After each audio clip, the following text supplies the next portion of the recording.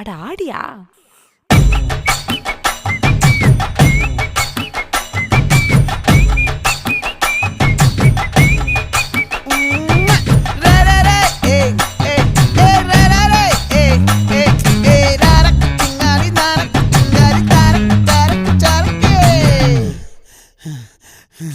விளைஞ்சிருக்கும் என் வெத்தலை கொடி, அட வளைஞ்சிருக்கும் ஒரு சன்னல் வெடி, தோட்டா ஒரு கண்ணால தொலைஞ்ச ஒரு பொண்ணால வாக்கா இந்த வம்பால வல விரிச்சிட வந்தாளே.